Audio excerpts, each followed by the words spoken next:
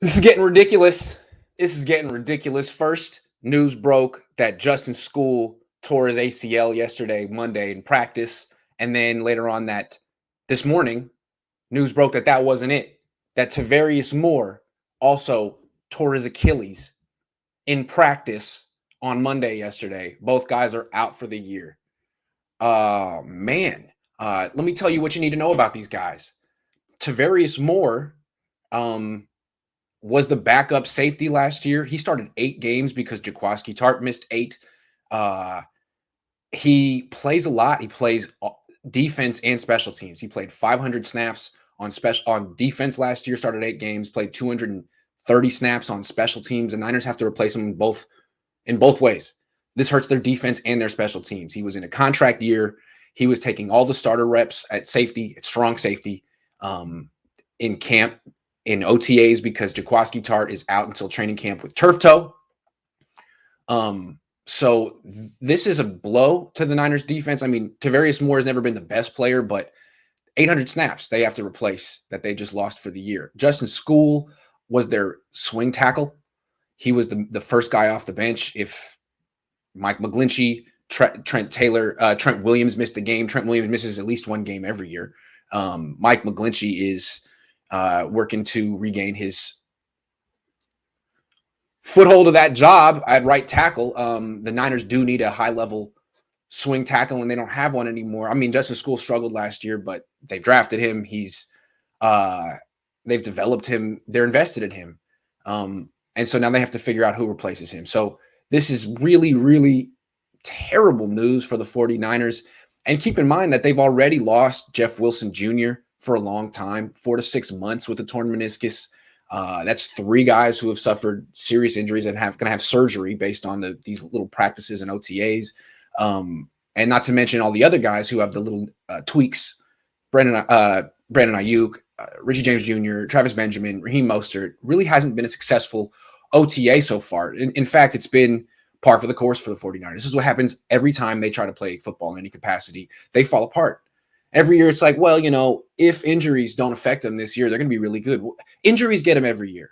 And not just during games, not just during practices in the middle of the season. In June, in non-padded practices that don't even need to happen. Really unfortunate. And I feel terrible for these young men because it's going to affect their careers and their lives. And this is so unnecessary. So unnecessary. So let's talk about each guy real quick, how the Niners can replace him, and then I'll have a bigger picture thing, like what's going on and what needs to be done with this. Replacing Tavaris Moore. I think this is important. He has a very important function in the defense. He's the third safety, and the Niners' top 2 safeties get injured, particularly Tart. Ward has a history too. That third safety is really important. Also, Tart and Ward are so good in man-to-man coverage.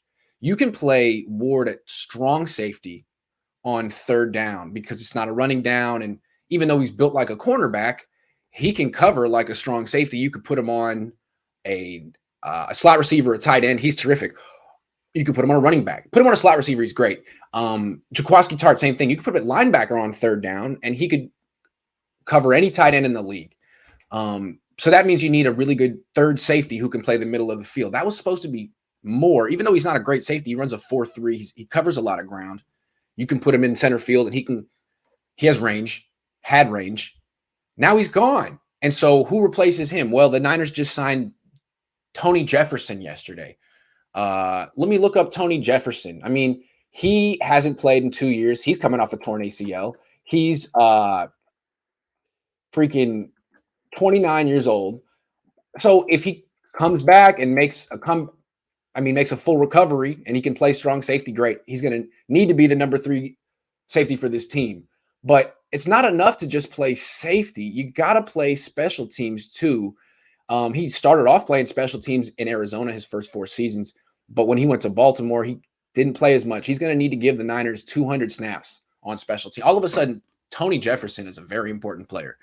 He's a guy who needs to be prepared to start 8 games at minimum at strong safety, and a guy who needs to be a core special teams member. This is a guy who played 0 games last year and 5 games the year before that towards ACL.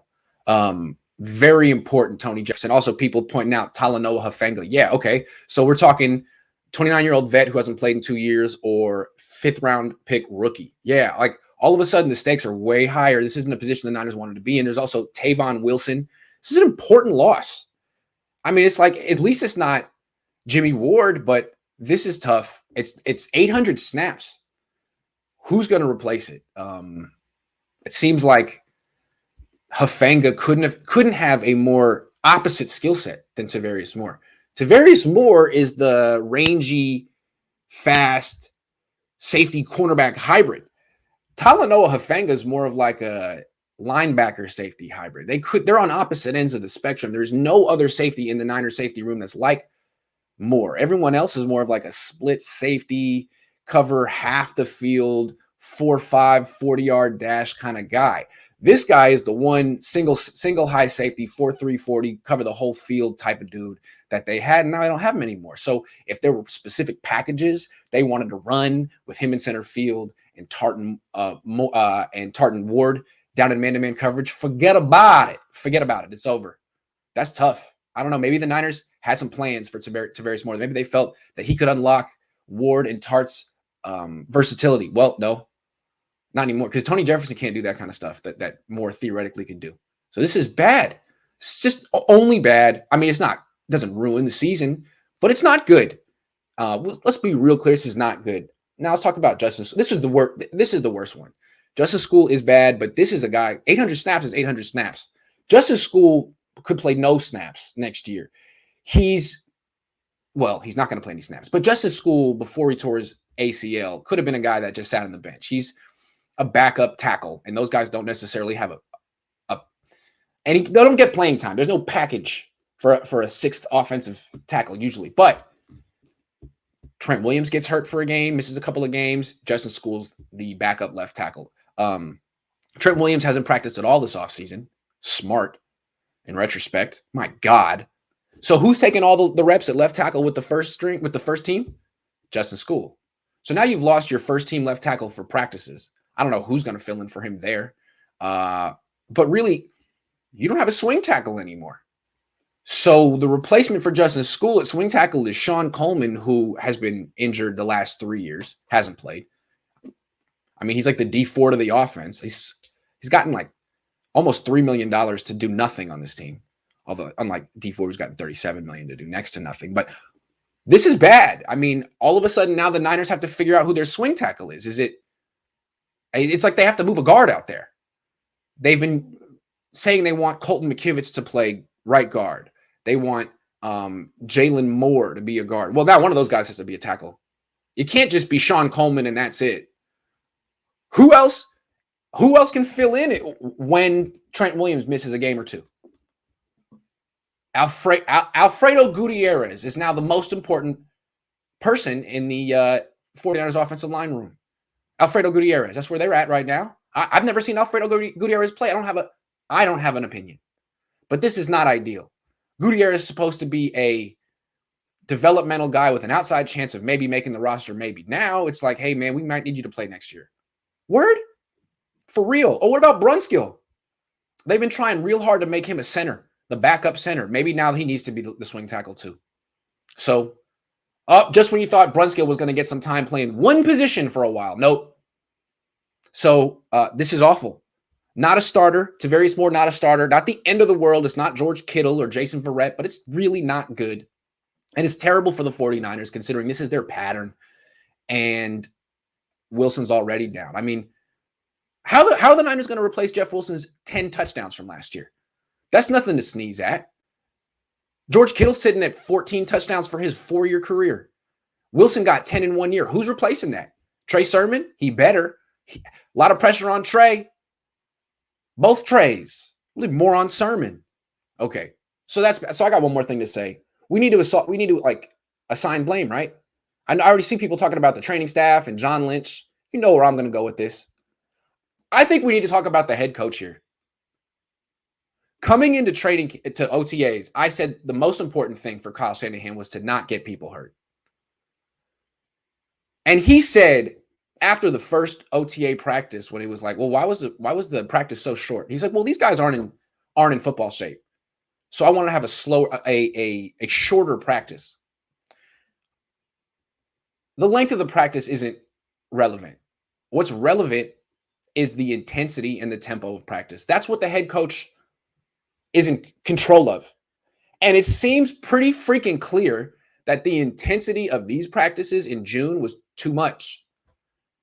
I mean, I don't know how Tavaris Moore and Justin Skule suffered these season-ending injuries. I have no idea. But Jeff Wilson Jr. tore his standing up in the locker room. I mean, all these guys who've pulled hamstrings and groins, that's a clear sign that they were not ready for the intensity of these practices. I mean, it seems to me that what Kyle still hasn't figured out is that, I mean, getting players injured in games is part of football. You can't avoid it. But you really can avoid players getting injured in practice. That's on the coach. It's really dependent on how intense you want to make the practice at that point. Why did you want your players going all out in 11 on 11, 7 on 7 competition in June? It's clear they weren't ready for it. You could have structured these OTAs to do everything but that stuff. Strength and conditioning, class work, working on the mental aspects of the scheme, drills on the field. But why do you want to compete? I mean, it's clear that your guys aren't in football shape. You said it. And then you have this situation in OTAs where there's 90 players, not 53. You have half the team isn't going to make the team. Half the team really shouldn't even be on this field and isn't really NFL caliber athlete. But they're the ones playing the hardest because they're the ones trying to make an impression. And you can never make a team based on what you do in OTAs, but you can't tell that to a 25-year-old kid who's going to get cut in August. He's going to work his hardest. He's going to fall around the field. He's going to give maximum effort. And those people get people hurt. Do you really want one of those guys on the same field as Tavaris Moore and Justin Skule, who really are out there to try to improve and not get hurt? I don't know, man. It seems to me that you can't win football games in June, but you can definitely lose them. And we're seeing that with the 49ers right now. How many games have the 49ers lost because of the way OTAs have unfolded? I don't know. We'll see.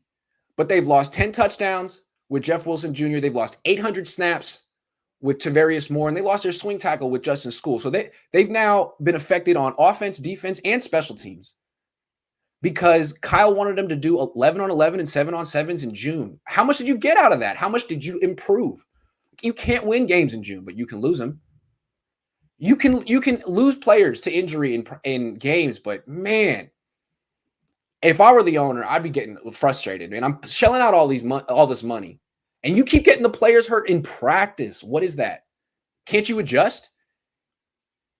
You said yourself they're not in football shape. So why are they doing 11 on 11s and 7 on 7s? You can't do that at 80%. That's 100%. That's where these tweaks are going to come. That's where big ruptures are going to come for other players. I feel like this is avoidable. I feel like Kyle Shanahan really needs to do some reflection. It's not the trainers. It's the structure of practice in June. It's too intense. I don't care that it's an hour and 15. There's a lot of competition in this, and they're not ready. This could have been a great opportunity for the coaches to get the players healthy and strong, much stronger than they were last year. Get them in football shape for August. But no, this is an opportunity where players got hurt. Maybe I haven't even read the comments yet. You guys probably think you guys always support Kyle Shanahan, but to me, he's the only person in charge of the intensity of these practices. And I think all the evidence points to them being too intense.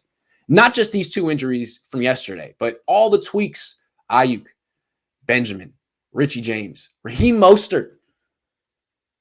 I mean, that's more important. The fact that Raheem Mostert and Brandon Ayuk couldn't make it through a week of this stuff. Those are two of your most important players. And they were like, you know what? I can't do this. This is too hard. My knee hurts. My hamstring hurts.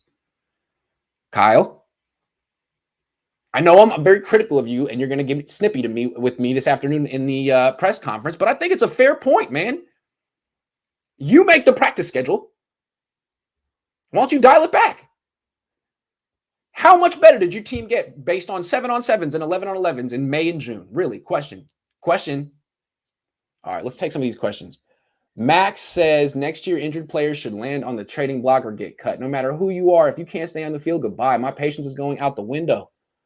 Yeah, or maybe they could adjust their practice schedule. Maybe they could work on that. I don't know, guys. I mean, it just feels like if I were the owner, anything to stay off John. Wow. I mean, this is John's fault. I mean, John doesn't. Oh man, how is this John's fault? Justin Skule got hurt is John's fault. John doesn't structure practices. John's not on the field. Justin Skule didn't have a prior injury history before they got him. Neither did Tavaris Moore. How is this John's fault? How can you not blame the coach? I'm saying if Al Davis were alive, if Eddie DeBartolo were running this team, he would be pissed at the coach. How are you getting these players hurt in practice? It's June. What are you doing? 8 years in a row? Matt H says, good thing we didn't sign Julio after all. We should have cap space to sign viable backups at safety and tackle. Yep. The Niners definitely do have cap space to handle this, and good thing they signed Tony Jefferson.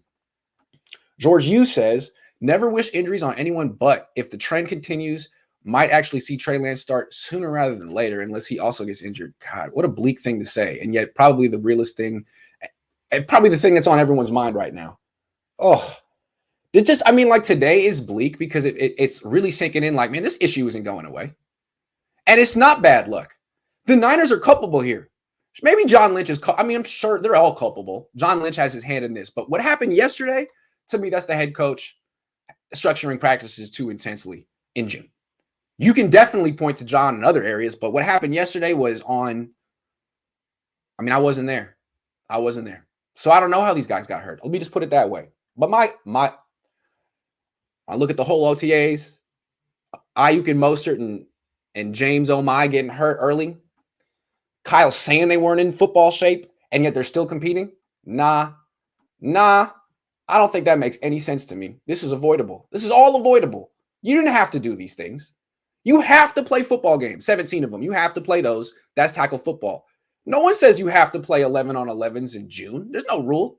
You chose to do that. And the returns were not good. What did you gain from that? Hold on. I'm just making sure I didn't miss any.